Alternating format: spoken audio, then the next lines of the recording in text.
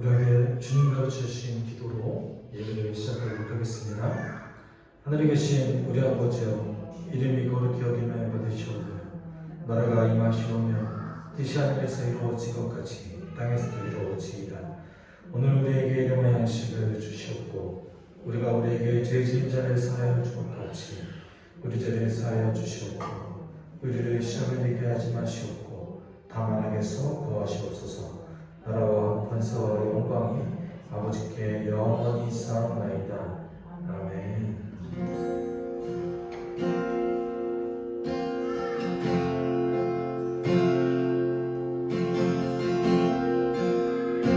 새로운 찬양이지만 함께 찬양했으면 좋겠습니다.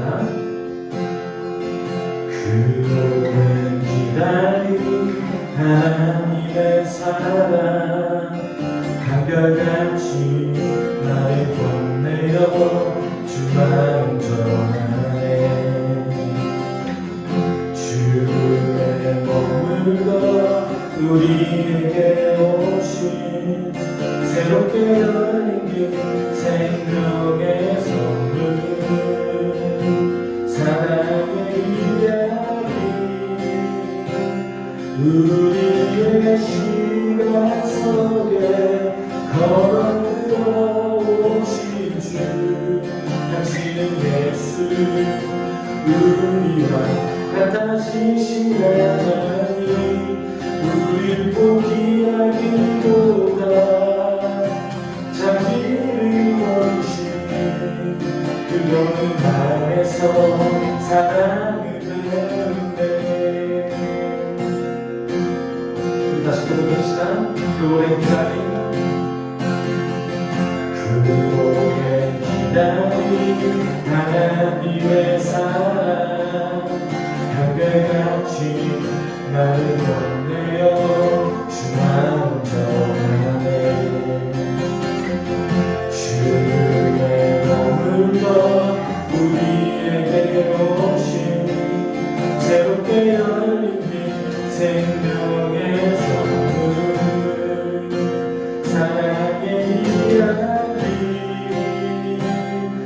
우리의 시간 속에 걸어 들어오신 주 당신은 예수 우리와 같아지신 하나님 우릴 포기하기보다 자기를 버리신 그거는 안에서 사랑을 배우네. 우리의 시간 속에 우리의 시간 속에 걸어 들어오신 주 당신은 예수 우리와 같아지신 하나님 우리 포기하기보다 자기를 버리신 그거는 안에서 사랑을 배우네. 다시 배웁시다. 그 오랜 기다림 그 오랜 기다림 하나님의 사랑 한결같이 나를 건네어 주 마음 전하네. 주의 머물러 우리에게 오신 새롭게 열린 길 생명의 선물 사랑의 이야기 우리의 시간 속에 걸어 들어오신 주 당신은 예수 우리와 같아지신 하나님 우릴 포기하기보다 자기를 버리신 그거는 안에서 사랑을 배우네. 우리의 시간 속에 우리의 시간 속에 걸어 들어오신 주 당신은 예수 우리와 같아지신 하나님 우리 포기하기보다 자기를 버리신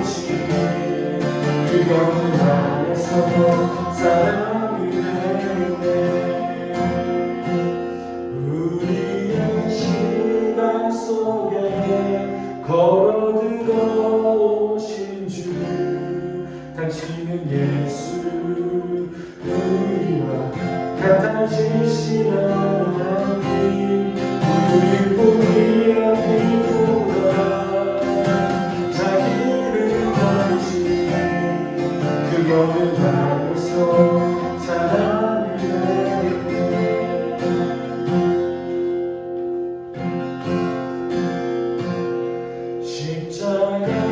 십자가 내가 처음 볼 때에 나의 맘에 큰 것도 사라져 오늘 믿고서 내 눈 밝아가는 참 영원하구나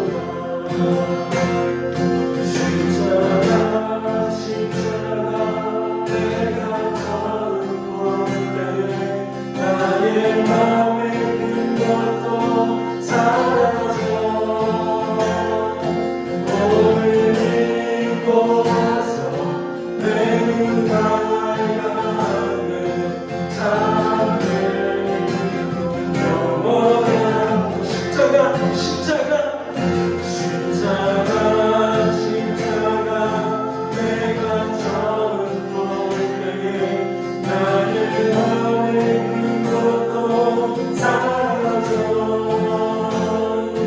오늘 믿고서 내 눈 밝아가는 참된 기쁨 영원한 다시 배웁시다 십자가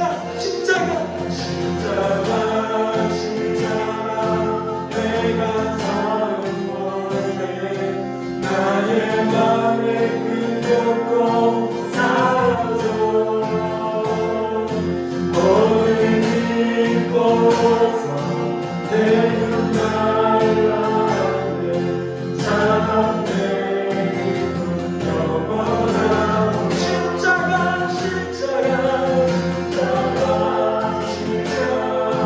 내가 처음 볼 때에 나의 맘에 큰 것도 사라져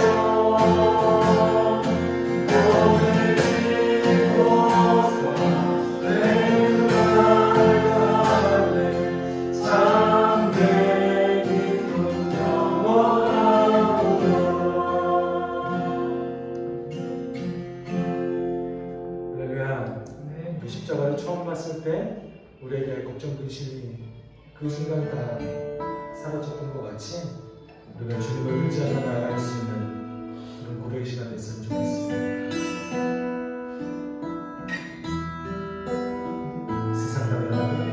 세상 다 변하고 이 삶의 끝이 와도 주 없이 살 수 없네 주만이 내 영광 변치 않는 진리 주 없이 살 수 없네 내 주 없이 살 수 없네 내 주 없이 살 수 없네 내 인생의 등대 내 삶의 소망 내 주 없이 살 수 없네 좋으신 아버지 진실한 친구 주 없이 살 수 없네 내 소망 내 위로 내 영광 내 기쁨 주 없이 살 수 없네 내 주 없이 살 수 없네 내 주 없이 살 수 없네 내 인생의 등대 내 삶의 소망 내 주 없이 살 수 없네 나 변하고 이 삶의 끝이 와도 주 없이 살 수 없네. 주만이 내 영광 변치 않는 주님 주 없이 살 수 없네. 내 주 없이 살 수 없네. 내 주 없이 살 수 없네. 내 주 없이 살 수 없네.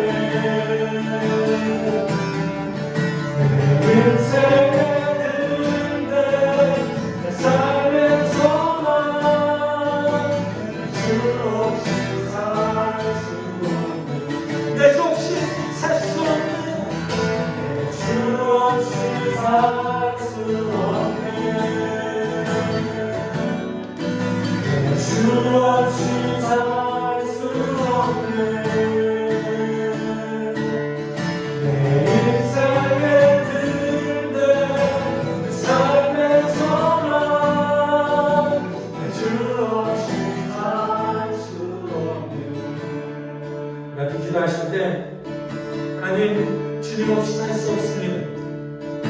하나님 나의 인생을 주님 인도하여 주시고 내 등대지 예수 주님 주의 말씀으로 내가 한순간 한순간을 주님이 바른 주님이 인도하신 따라서 선택할 수 있는 그런 백성 되게 해달라고 함께 기도하며 나아가겠습니다.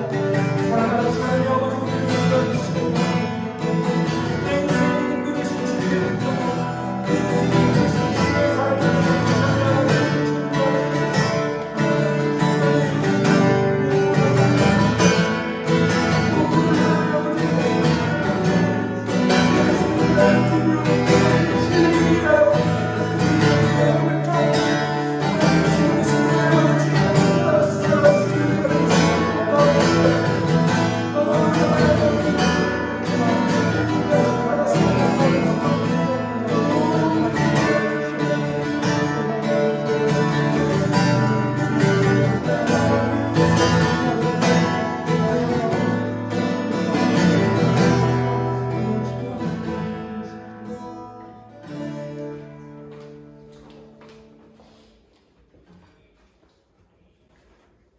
영원히 변함없으신 좋으신 하나님을 찬양합니다.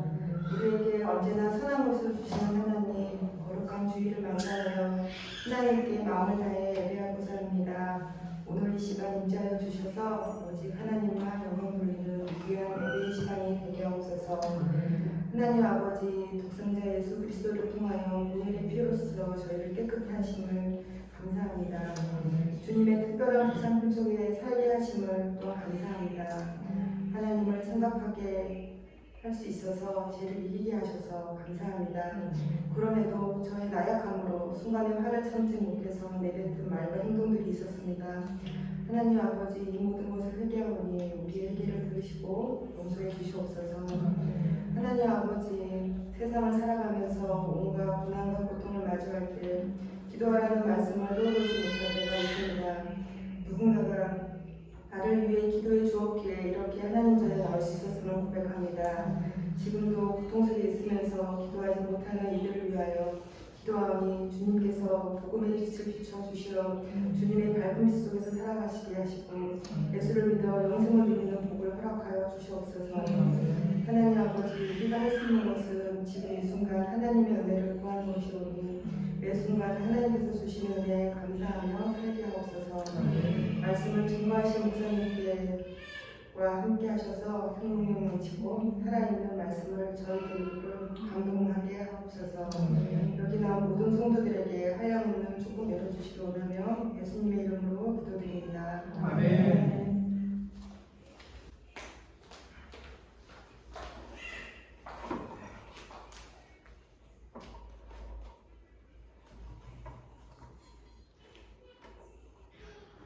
네, 오늘 저희가 함께 나눌 말씀은요, 베드로전서 5장 6절에서 14절까지의 말씀입니다. 베드로전서 5장 6절에서 14절까지의 말씀 함께 나누겠습니다. 제가 먼저 읽을게요. 그러므로 여러분은 하나님의 능력의 선 아래로 자신을 낮추십시오. 때가 되면 하나님께서 여러분을 높이실 것입니다. 여러분의 걱정은 모두 하나님께 맡기십시오. 하나님께서는 여러분을 돌보고 계십니다. 정신을 차리고 깨어 있으십시오. 여러분의 원수 악마가 우는 사자같이 상필 자를 찾아 두루 다닙니다. 믿음에 굳게서서 악마를 맞서 싸우십시오.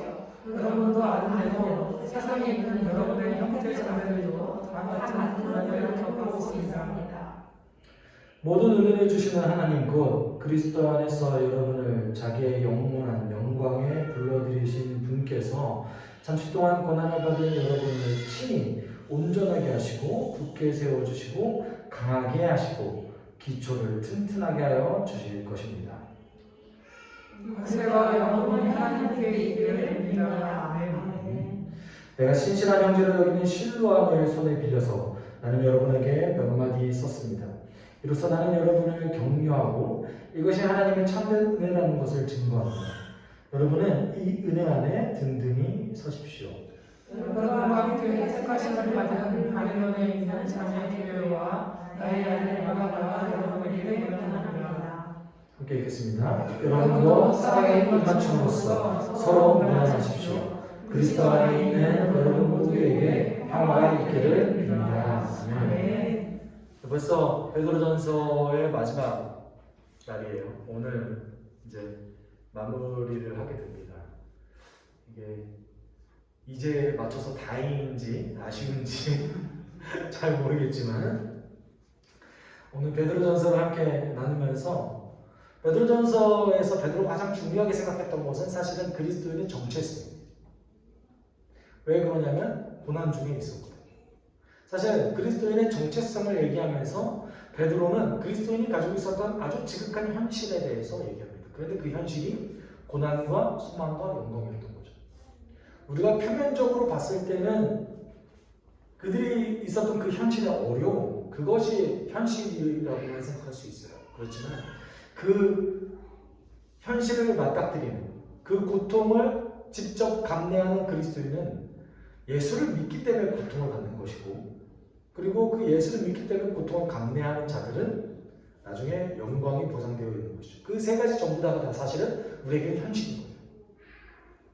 지금 우리 안에 있는 새 생명과 새 소망, 이것도 현실이고요. 앞으로 올 우리가 보게 될 그 영광도 우리에게 현실인 거예요. 그 현실을 얘기하는 그 베드로에게 있어서 현상만을 놓고 우리의 인생을 해석하는 것은 매우 무지한 말을 하는 것과 동일했습니다. 우리가 사실 표면적인 것만 놓고 우리의 인생을 해석한다면 우리는 살 수 없을 거예요. 살기가 쉽지 않습니다. 여러분 뉴스를 보면 참 말도 안 되는 일이 너무 많이 있지 않아요? 그리고 사실은 우리가 인터넷이나 다른 어떤 것을 이렇게 서칭을 할 때 긍정적인 것보다 부정적인 뉴스가 훨씬 더 많습니다. 그래서 우리는 마치 우리의 사회가, 우리의 이런 시대가 너무나 힘들고 어렵고 이런 것만 이제 부각되어지는 것이 좀 있습니다. 물론 종종 우리의 마음을 따뜻하게 하는 아주 좋은 소식들이 있죠. 그렇지만 대체적으로는 우리는 이 부정적인 뉴스의 홍수 속에서 살아가고 있습니다. 제가 이번 주에 제가 아는 후배랑 이제 전화 통화를 하면서 그런 생각을 좀 한 적이 있어요. 그런 통화를 했는데 어떤 통화였냐면 우리 사회 너무 분노가 많다. 너무 짜증이 많다. 마치 툭 건드리면은 내가 분노하기 위해서 짜증을 내기 위해서 준비된 사람들이 곳곳에 넘쳐나는 것 같다. 라고 저희는 이제 통화를 했어요. 마치 운전을 하면서도 저 사람 마치 짜증 내려고 운전하는 것 같고, 그리고 어떤 문제가 딱 발생했을 때 그 드러나는 그 태도와 현상 자체가 분노로 직결된다는 것이죠. 그만큼 우리 사회가 스트레스가 많은 사회고, 그리고 못 견디는 거죠. 자신의 그 감정을 조절하지 못하고 못 견디는 거예요. 그런 상황 속에서 우리가 어떻게 살아가야 될 것인가? 사실은 그 대답도 우리가 함께 나눴던 그 베드로전서는 이미 이야기하고 있습니다. 아마 이 사회만 그러지 않을 거예요. 인간이 가지고 있는 속성이 그럴 거라고 믿습니다. 사실 제가 미국 얘기 별로 하지 않는데 미국에 살았을 때도 그 사람이 똑같아요. 뉴욕에서 운전을 하면요, 저 서울보다 훨씬 심해요. 뉴욕에서 운전하면 와, 장난 아닙니다. 네. 장난 아니에요. 클락키 막 울리고 다니고. 그 뉴욕은 맨하탄이 있잖아요. 그 곳에서 운전을 하면 저희가 상상할 수 없는 슈퍼카들이 몇십억 하는 슈퍼카들이 칼치기를 막 해요. 너무 고성능의 그 차들을 가지고 칼치기를 막 해요. 저는 사실 그 운전은 제가 대략 20년 가까이 했지만 생명의 위협을 느낄 때도 종종 있었어요. 뉴욕에서 운전을 할 때. 그 정도로 사실은 미국 사회도 굉장히 분노가 많고 사실은 부정적인 뉴스들이 넘쳐나는 사회입니다. 우리가 사실 미국 뉴스를 볼 때도 인종차별도 많이 나오고 그리고 총기 사고도 많이 나오잖아요. 사실 모든 사회가 다 그런 것 같아요. 현대 사회 속에서 분노가 없는 사회가 과연 존재할 수 있는가? 아마 근데 2000년 전에도 그랬겠죠.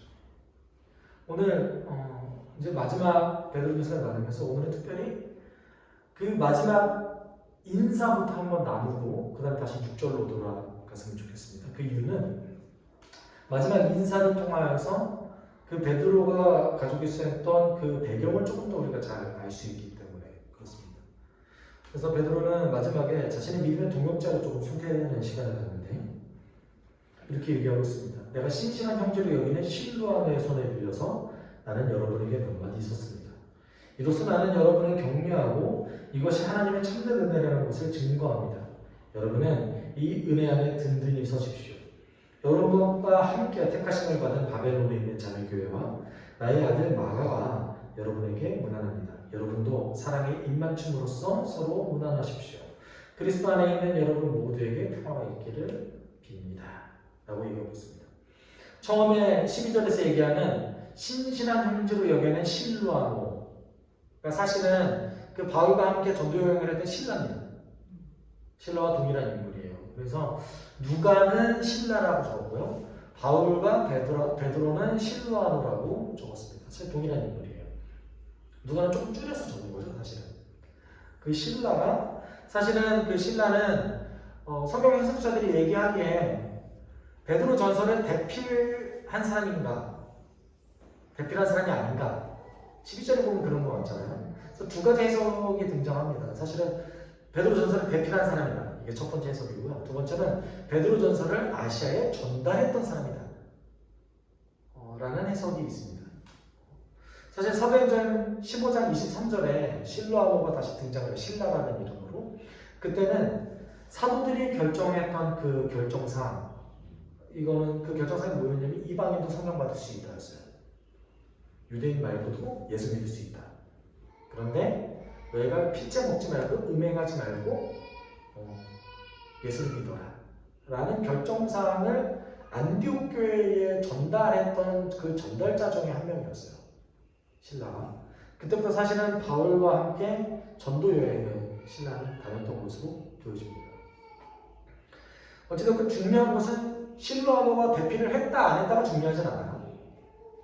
다만 이 베드로와 함께 끝까지 동역했던 사람이었다는 것이 중요합니다. 사실 베드로 전서는 베드로가 가지고 있었던 배경에 비하면 너무 문법적으로 훌륭해요. 그리고 너무 잘 짜여져 있는 체계적인 당시 수사학에 맞춰져 있는 편지입니다. 그렇기 때문에 대부분의 성경학자들이 동의하는 것은 베드로가 직접 썼지는 않을 것이다. 오늘 여기에 밝히고 있죠. 대필자가 있다. 라는 건. 사실 당연하죠. 베드로는 헬라어를 몰랐거든요. 베드로가 알고 있는 유일한 언어는 아람어였습니다. 헬라어를 몰랐기 때문에 여기에 한 명의 더 동역자를 얘기하죠. 마가복음을 썼던 마가. 사실 정확한 이름이 요한이죠.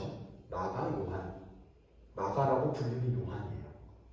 그런데 이 마가는 또 어떤 사람이었죠? 또 바울과 동역했던 사람이에요. 바울과 함께 전도여행을 다녔던 그 바나바의 조카가 마가입니다. 근데 이 마가가 사실 바나바와 바울의 그 팀을 해체시키는 역할을 해요. 아마도 마가가, 이게 정확하게 성경에 기록되어 있지는 않지만 아마도 마가가 전도 여행 중에 다시 예루살렘으로 돌아가기를 원했던 것 같아요. 힘들었을 수도 있고 어떤 사정이 있을 수도 있었겠죠. 그렇지만 이 전도여행 때문에 전도여행을 중단하기 싫었던 그 바울은 바나바와 마가 요한 때문에 다투게 됩니다. 그리고 굉장히 꽤 오랜 시간 동안 함께했던 바나바와 바울이 이 기점을 통해서 헤어지게 되죠. 사실은 많이 크게 싸웠던 것 같아요. 제가 볼 때는 그냥 싸운 게 아니라 엄청 크게 싸웠던 것 같아요. 마가와 바울이 아주 다시는 보지 않을 정도로 싸웠던 것 같습니다. 그 후에 디모데 전서를 통해서 마가를 본인에게 데려와 달라라는 요청을 하잖아요. 바울이 죽을 때쯤 되니까 그게 기억났던 것 같아요. 아니면 평생 기억났다가 이걸 해결하고 내가 죽어야겠다 라고 생각했던 것 같습니다. 그런데 그것이 그렇게 어렵지 않았던 이유가 있습니다. 바울이 어디 감옥에 갇혔죠? 로마 감옥에 갇혔죠. 이때 마가가 로마에 있었어요. 지금 베드로와 함께 있잖아요. 여기서 얘기하는 그 바벨론도 역시 로마를 뜻합니다. 당시에 바벨론이라는 도시는 이미 폐허가 되고 없는 도시였어요. 그런데 당시에 그 그리스도인들이 고난을 받으면서 바벨론을 뭐라고 얘기했냐면 로마 그 시리, 로마의 그 제국의 수도를 바벨론이라고 얘기하기 시작했어요. 네. 사실은 요한계시록에서도 이런 표현이 등장합니다. 요한계시록에서도 그리스도인들은 로마 그 시를 바벨론이라고 얘기하죠. 바벨론을 왜 그렇게 얘기할까요? 악의 도시의 상징성을 가지고 있거든요. 남유다를 멸망시켰던 그 바벨론. 네. 어찌되었건 베드로는 이 12절과 14절을 통해서 자신의 동역자들 그리고 지금 자기가 어디에 있는지를 설명하고 있어요. 나는 지금 로마에 있다. 그리고 나와 함께하는 동역자는 실로아와 마가다. 그러면서 여기서 중요한 것을 하나 얘기하는데 하나는 뭐냐면 내가 지금 얘기하는 것은 하나님의 말씀이다. 이게 중요하죠. 내가 지금 얘기하고 있는 이것은 하나님의 참된 은혜라는 것을 증거합니다 라고 얘기하고 있습니다. 그렇기 때문에 여러분은 내가 전한 이 말씀에 든든히 서 있어야 됩니다. 왜냐하면 지금 제가 얘기하는 건 사람의 말이 아니라 하나님의 말씀이기 때문입니다 라고 베드로가 마지막으로 보증을 합니다.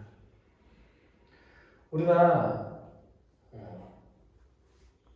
그러면서 이제 이거를 함께 나눴으면 좋겠어요. 6절에 이제 다시 가는데요.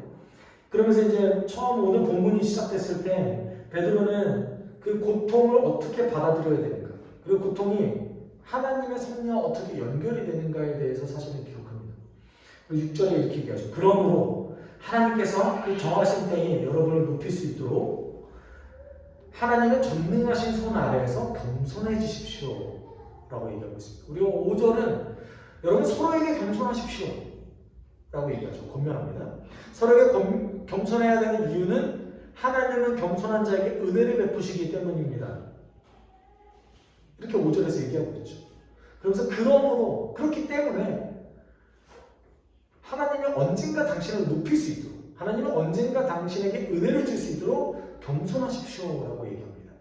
그런데 우리가 이거를 표면적으로 봤을 때는 그냥 겸손하십시오, 여기에서 끝일 것 같아요. 중요한 표현이 하나 등장하는데 하나님의 전능하신 손이라는 표현이 등장한다는 것이죠. 신약성경에 여기 한 번 쓰였습니다. 원래 보통은 신약성경에 이와 비슷한 다른 변형형이 언제 쓰이냐면 어떤 기적이 발생했을 때 이런 말을 보통 써요. 어떤 기적이 일어났을 때 하나님의 전능하신 손이라는 표현을 쓰는데 기적과 상관없이 쓰였던 유일한 본문이에요. 사실은 하나님의 전능하신 손이라는 이 표현은 언제 많이 쓰이냐면 구약의 출애굽기 이후부터 많이 쓰입니다. 그러니까 출애굽을 하는 하나님의 백성을 하나님께서 스스로 이집트에서 가나안으로 옮기실 때 사용되어지는 단어예요. 우리가 베드로전서 1장 3절 이하부터로 다룰 때 그 풍성하신 은혜에 대해서 함께 나눴었죠. 하나님의 그 풍성하신 은혜가 어떤 단어와 연결되어 있냐면 하나님의 언약적인 사랑, 그 헤세드라는 단어가 연결되어 있다고 제가 말씀드렸었어요. 여러분, 하나님의 그 언약적인 사랑, 이것도 사실 어려운 말이죠. 사실은 조금 더 이거를 쉽게 풀면 무조건적인 사랑이에요. 여러분, 그리스 사람들이 얘기했던 사랑의 종류가 몇 가지가 있었습니다. 사랑의 종류가 몇 가지가 있죠. 부모와 자식과의 사랑도 있을 수 있고, 그 다음에 연인과 연인끼리의 그 사랑도 있을 수 있죠. 친구 간의 사랑도 있을 수 있습니다. 근데 여기서 그리스인들이 얘기했던 그 사랑은 사실 목숨을 좀 담보로 하는 사랑이에요.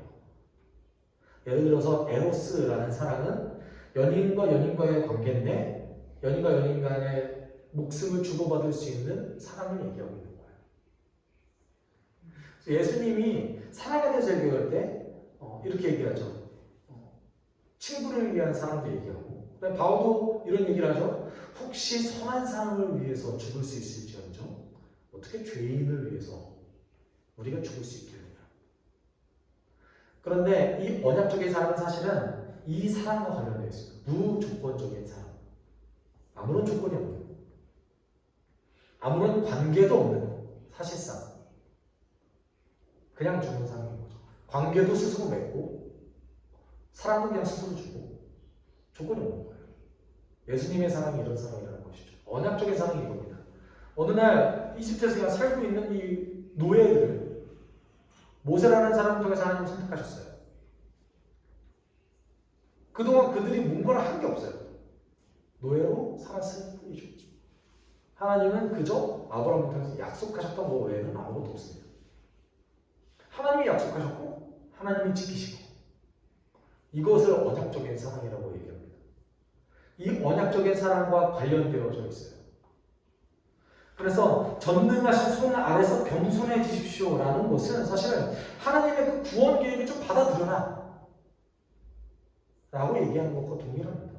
지금 너희들이 고통받는 것, 지금 너희들이 살아가고 있는 상황 속에서의 그 어려운 현실, 왜 일어나느냐? 하나님의 구원 계획 안에 있는 것이다. 여러분, 당시 1세기 그리스도인들이 고통받았던 이유는 믿음 때문이었어요. 베드로가 정확하게 얘기하죠. 예전에 너희들이 무지하게 살았던 그 삶을 벗어버리고 하나님께서는 새로운 생명을 주셨다. 그 새로운 생명은 산소망과 유업을 너희에게 준다. 그렇기 때문에 이전에 있었던 그 삶의 패턴을 벗어버려라. 근데 사실 이전에 있었던 삶의 패턴을 벗어버렸기 때문에 고통이 있었던 거잖아요. 그런 것은 지금 베드로가 이 하나님의 전능하신 손, 아가페 사랑을 지금 연상시켜줄 수 있는 그 단어를 통해서 베드로는 지금 얘기하고 있는 거예요. 지금 너희들이 겪고 있는 그 모든 것들은 하나님의 그 구원 계획 안에 있는 것이다. 언젠가는 하나님이 다시 높이실 것이다. 하나님께서 그러실 수 있도록 너희가 항상 준비되어 있어야 된다 라는 것을 6절을 통해서 얘기하고 있는 겁니다.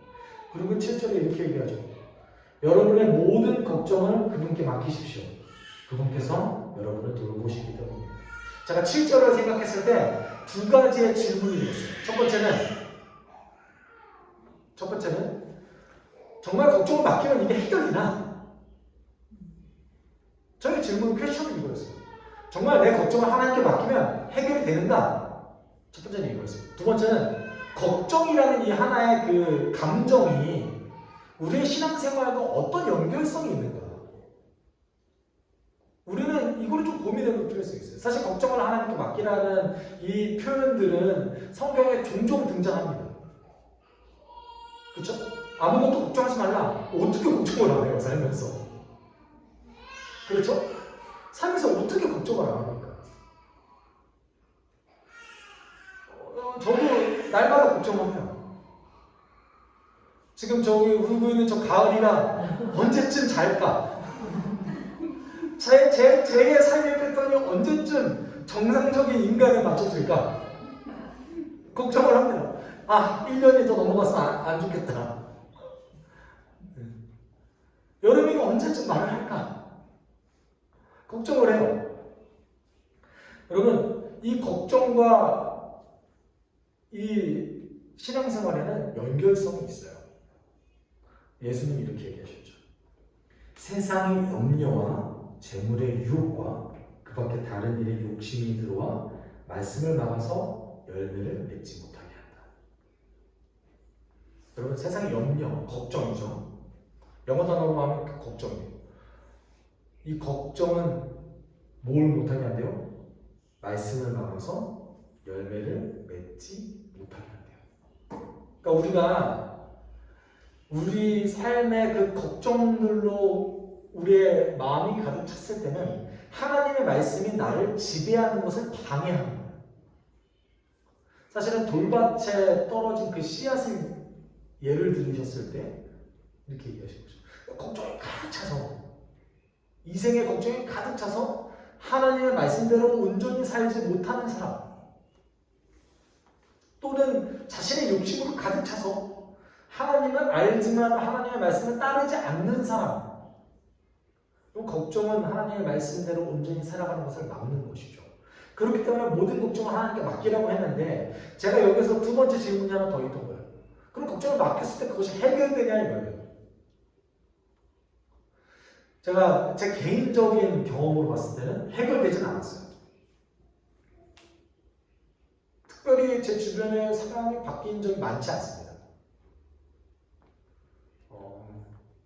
저는 물론 어떤 특별한 사항을 두고 기도하는 경우가 그렇게 많지는 않아요. 저는 개인적으로 제 스스로의 그 내면의 그 욕심과 죄 때문에 기도하는 경우가 많은데, 또는 그 은혜를 구하기 위해서 기도하는 경우가 많은데, 그래서 그래도 걱정이 있으면 기도를 하게 되잖아요. 걱정이 있으면 그것을 위해서 기도를 하게 되는데, 그 기도가 실제로 들어져서 나의 모든 문제가 해결되느냐? 별로 없어요. 그런 적이. 왜 우리가 걱정 때문에 기도하죠? 예를 들어서 우리가 병을 위해서 기도했어요. 병이 의사를 잘 만나서 나을 수 있죠. 그것이 하나님의 은혜지만 해결되지 않을 수도 있잖아요. 근데 제가 다른 부분을 발견했는데, 그것이 무엇이었냐면, 걱정하는 나의 문제가 해결되지 않았지만 내가 그것에 대해서 걱정하지 않게 돼요. 이게 중요한 상황입니다. 내가 내 걱정을 하나님께 맡겼을 때, 내가 내 걱정을 들고 하나님께 기도했을 때 하나님의 은혜를 나에게 베푸시면 그 걱정하는 그 문제들이 해결되지 않는다 할지라도 내가 그것에 대해서 걱정하지 않게 되는 거예요. 둘 중에 하나인 거죠. 하나님이 해결해 주실 거라는 믿음을 가진 건가? 두 번째는 그것이 나에게 대수롭지 않은 문제가 되는 겁니다. 이것이 우리의 삶을 지배하는 그 성령의 원리인 거예요. 걱정이라는 것은 우리가 하나님의 말씀을 따르지 못하게 막는 요소 중에 하나인데, 이것을 우리가 해소하는 방법 중에 하나는 하나님께 그것을 내어드리는 거예요. 그랬을 때 하나님 우리의 삶을 조금씩 변화시켜주고 우리의 마음을 변화시켜주시는데, 그 내가 걱정했던 것들이 나에게 대수롭지 않은 것이 됩니다. 여러분, 수많은 순교자들이 2000년의 기독교 역사 가운데 나왔습니다. 손양원 목사님과 주기철 목사님이 한국교회 대표하는 순교자였죠. 여러분, 손양원 목사님의 일기를 봤을 때 우리가 생각하는 것과 동일한 생각을 가지시고 일기를 썼던 것을 우리는 발견하게 돼요. 나병환자촌에서 일하셨잖아요.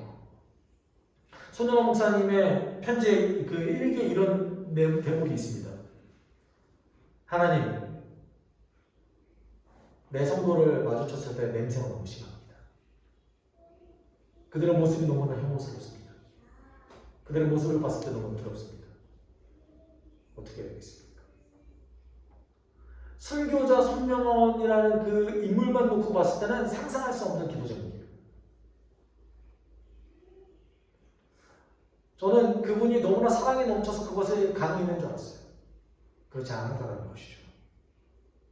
자신이 가지고 있는 걱정을 하나님께 내어드렸을 때 하나하나 그 걱정했던 것들이 문제되지 않게 되기 시작했던 거예요. 처음에 냄새 났던 것이 처음에는 나에게 문제였지만 그것을 하나님께 내어드렸을 때 문제가 아니게 된 것이죠. 여러분 이렇게 우리의 삶은 하나님께서 지배하는 방법으로 가야 된다는 것이죠. 그래서 바울은 이런 얘기를 했어요. 하나님은 신실하십니다. 여러분이 감당할 수 있는 능력 이상의 시련을 겪는 것을 하나님은 허락하지 않으십니다. 하나님께서는 시련과 함께 그것을 벗어날 길도 마련해 주셔서 여러분이 그 시련을 견뎌낼 수 있게 해주십니다. 이게 하나님께서 우리를 지키시는 방법인 거예요. 그러니까 우리가 어떤 걱정도 할 수 없게 우리의 환경을 바꿔주시는 이게 아닌 거예요. 적어도 하나님께서 해주시는 방법은 뭡니까? 우리가 견뎌낼 수 있을 정도까지만 주신다는 거예요. 여기는 하나님이 주신다는 게 아니라 허락하신다는 얘기인 거예요. 그 시련은 누가 줍니까? 사단이 우리에게 주는 거죠. 사단이 우리에게 그 시련을 줄 때 하나님이 허락하는 그 정도는 어디까지예요? 견뎌낼 수 있을 정도까지. 거기까지 주는 겁니다. 이렇게 봤을 때 사실은 구약에 있었던 그 욥이라는 인물이 얼마나 신앙이 투철하고 경건했는지를 우리는 알 수 있어요.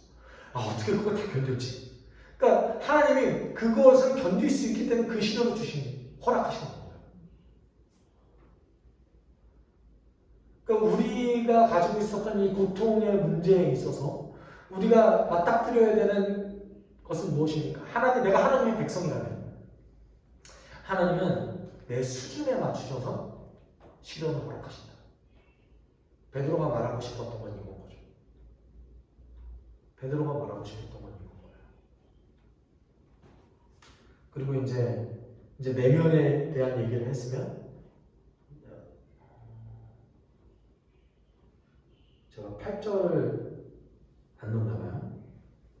8절에 정신을 차리고 경계하고 있으십시오.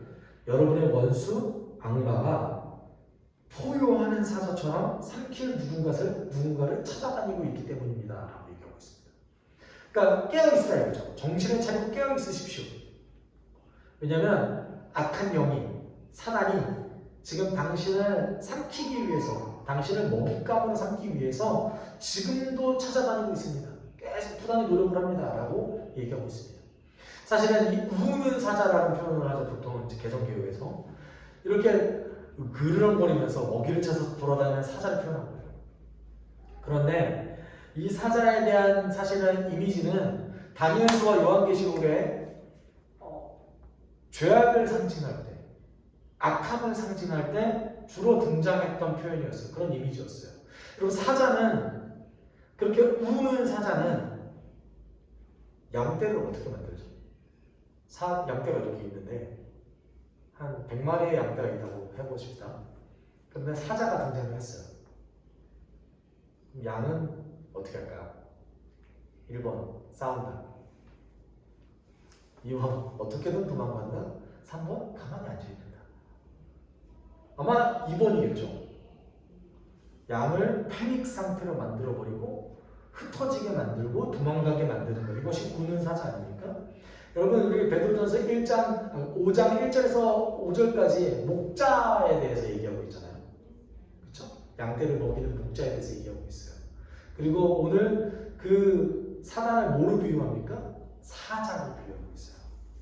양떼를 패닉 상태로 만들어버리고 쫓아버리고 목자의 그 컨트롤을 없애버리는, 목자가 이제 더 이상 양떼를 목양할 수 없는 상태로 만들어버리는 역할을 누가 한다? 사자가 한다는 것이죠.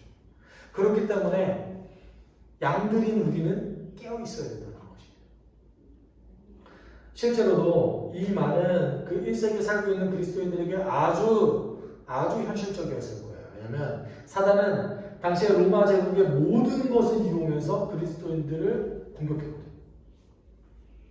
사회적으로, 경제적으로, 그리고 그 로마 제국에 있었던 권력을 위해서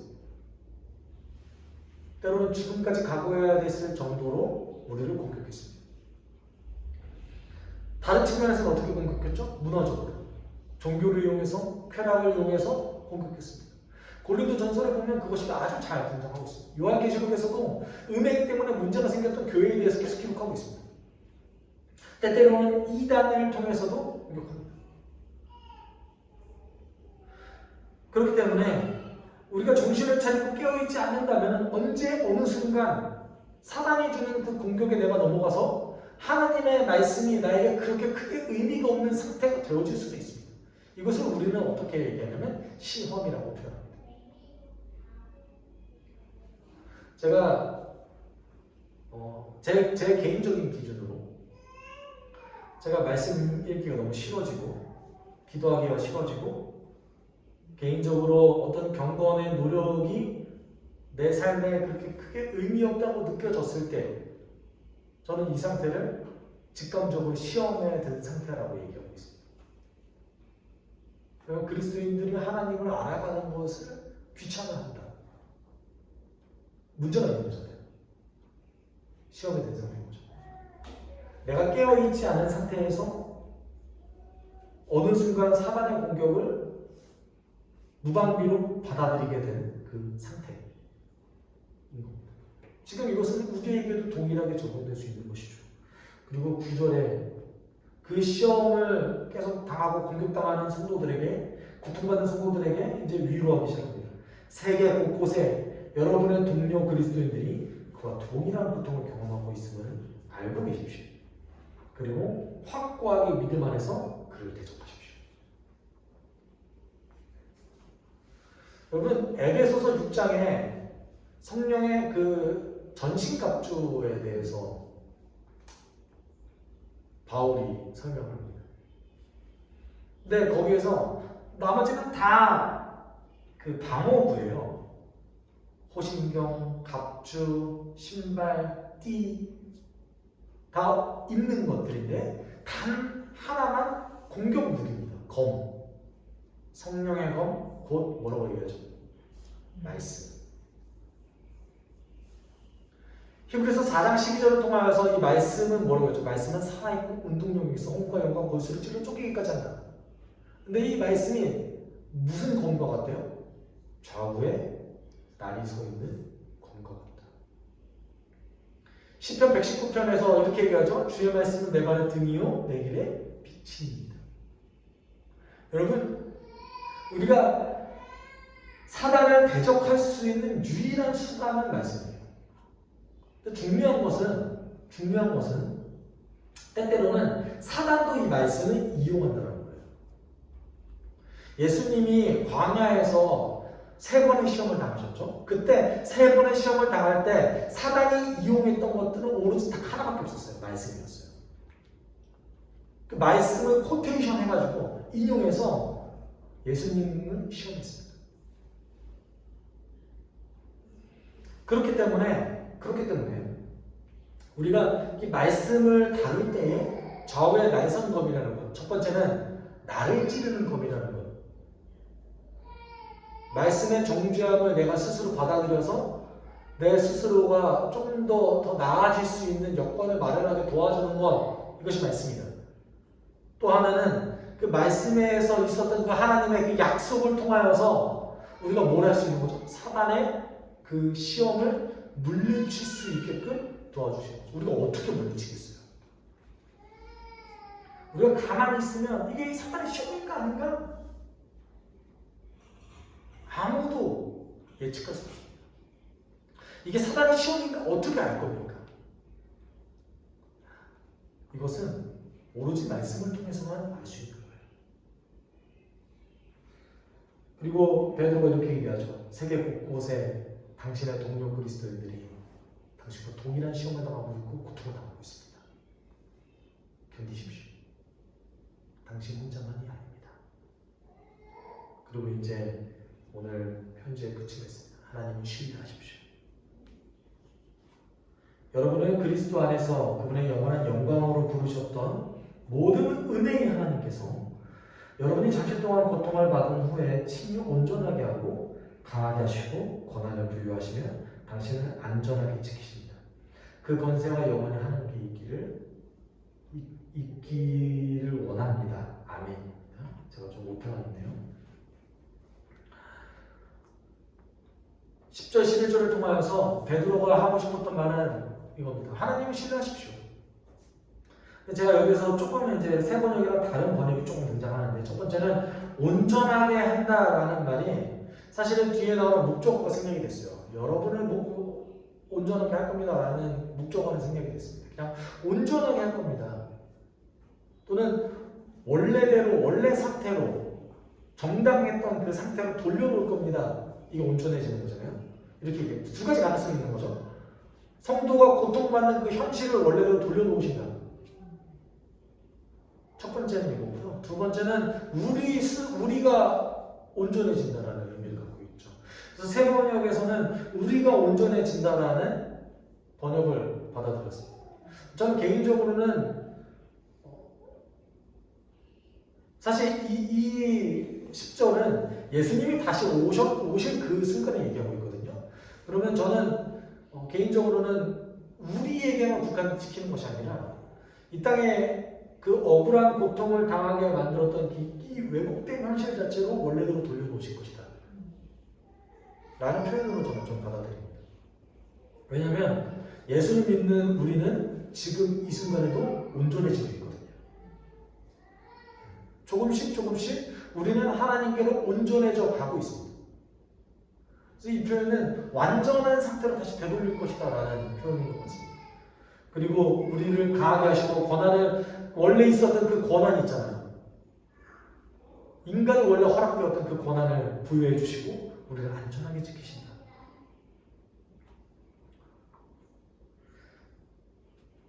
베드로와 이 베드로 전설을 통하여서 하고 싶었던 말은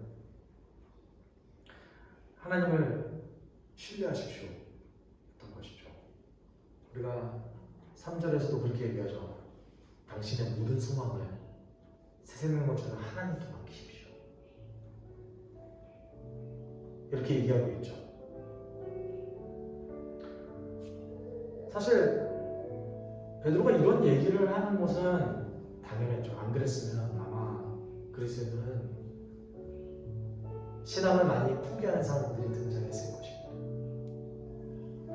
기독교 공동체가 완전히 와해될 수도 있는 그 상황 속에서 베드로는 이 문제를 해결할 수 있는 것은 우리의 정체성을 깨닫고 하나님께로 돌아가는 것이라고 얘기했습니다. 그런데 이거를 우리로 좀 빗대봤을 때 여러분, 우리도 지금 어려움의 시대를 살아가고 있다 라고 얘기하고 있죠. 맞습니다. 근데 그 어려움이 숫자가 줄어들어서 어렵다라고 얘기하는 분들이 너무 많이 있어요. 베드로는 단 한 번도 성도의 그 수에 대해서 이야기하고 있지 않습니다. 아니, 신약 성경에서는 단 한 번도 성도의 수가 중요하다고 얘기한 적이 없습니다. 어떤 큰 능력을 행했을 때 숫자가 등장하긴 하지만 한 번도 신약 성경에서는 그것을 긍정적인 요소로 받아들인 적이 단 한 번도 없습니다. 오히려 신약 성경은 계속해서 그리스도인의 정체성을 지키면서 살아가는 것이 우리에게 가장 중요하다라고 얘기하고 있습니다.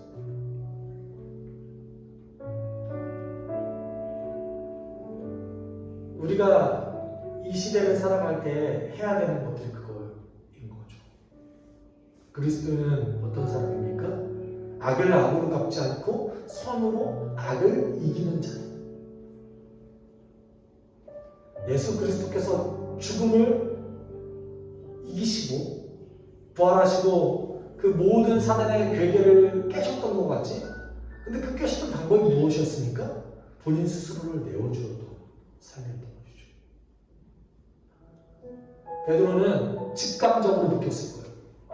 이 교회의 위기 속에서 1세기의 로마 제국의 그 압제 속에서 교회가 완전히 사라질 수 있는 이 상황 속에서 우리가 살아갈 수 있는 유일한 방법은 예수를 닮아 내가, 우리 공동체가 살아가는 거예요. 이거 외에는 방법이 없겠다. 그러면서 마음속에 갈등이 있었을 거예요. 왜냐하면 그러려면 죽어요. 너무 큰 대가를 교회 공동체가 치러야 됩니다. 여러분, 지도자 입장에서 이거 얼마나 힘든 선택입니까? 나의 사랑하는 성도가 내가 가르쳤던 그 성도들의 고통을 내 직접적으로 목격해야 되는 그 상황 속에서 베드로는 어쩔 수 없이 얘기할 수밖에 없었던 거예요. 그럼에도 불구하고 예수가 주셨던 그 새 생명이 너무나 크기 때문에 우리는 우리를 부인하고 죽어야만 합니다. 우리는 손을 봐야만 합니다. 사랑하는 여러분, 그게 그리스도의 정체성입니다. 라고 베드로전서에서 베드로는 얘기하고 있습니다. 여러분, 억울해하지 마십시오. 그 고통 믿음 때문에 있는 거 아닙니까? 억울해하지 마십시오. 내가 믿음이 없다면 그 고통도 없는 거 아닙니까? 우리가 예수를 믿는 상징입니다. 기억하십시오. 여러분, 우리가 이 시대를 살아갈 때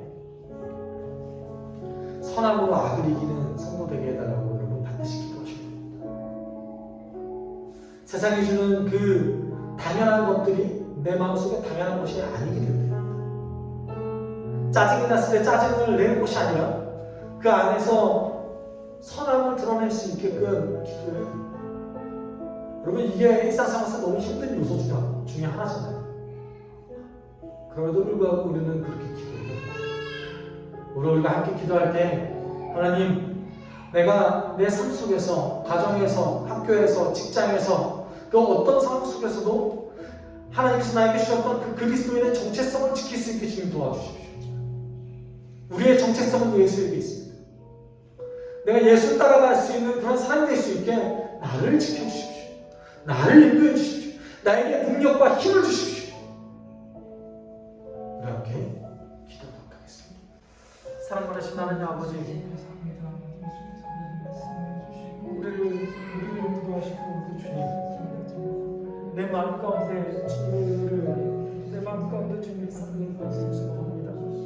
짜증이 많고 분노가 많고 어려움이 많은 인생 속에서 하나님 아버지, 내가 그리스도인으로 손해보는 것에 대해서 너무나 억울하게 생각하는, 또는 교회가 공격당하는 것에 대해서 너무나 억울하게 생각하는 그런 어떠한 것들에서 하나님 아버지, 우리는 이제는 미소가 주시옵시고, 그리고 또 한 가지는 우리의 욕망 때문에, 교회의 욕망 때문에 하나님 아버지, 우리가 고통받는 일을 도와주시옵소서.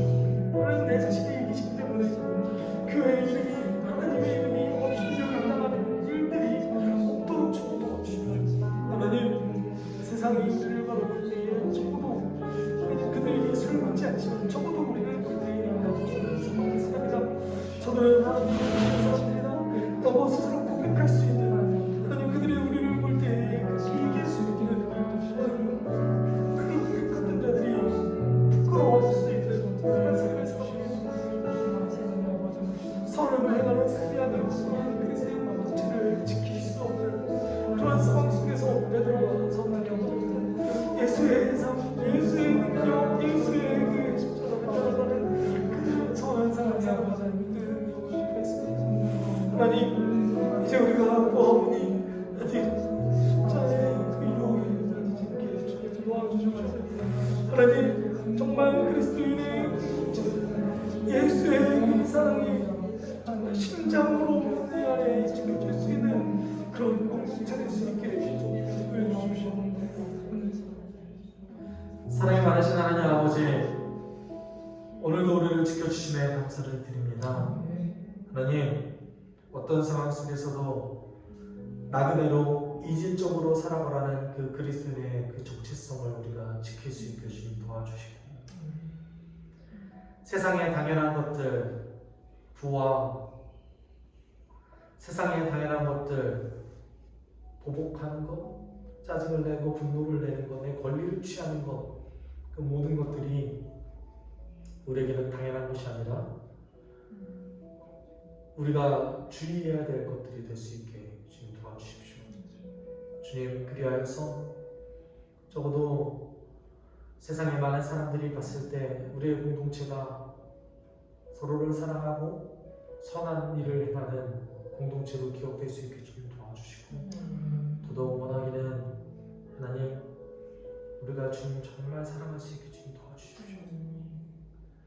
우리의 경건이 무의미하고 때로는 지루한 곳이 되는 것이 아니라 하나님을 알아가는 소중한 시간들이 될 수 있게 주님 도와주시옵시고 그 시간 속에서 주님의 그 크신과 놀라움을 깨달아 알아갈 수 있는 그런 우리 성도님들 될 수 있게 주님 지켜주시옵소서. 우리의 모든 삶을 주님께 의탁드립니다. 주님 도와주시고 날마다 새롭게 하여 주시옵소서. 감사드리며 예수 그리스도의 이름으로 기도드립니다. 주 예수 그리스도의 은혜와 하나님의 사랑과 성령의 교통하심이 그리스도인의 정체성을 지키며 살아가기를 원하는 성도와 공동체 위에 영원토록 함께 있을지어다. 아멘.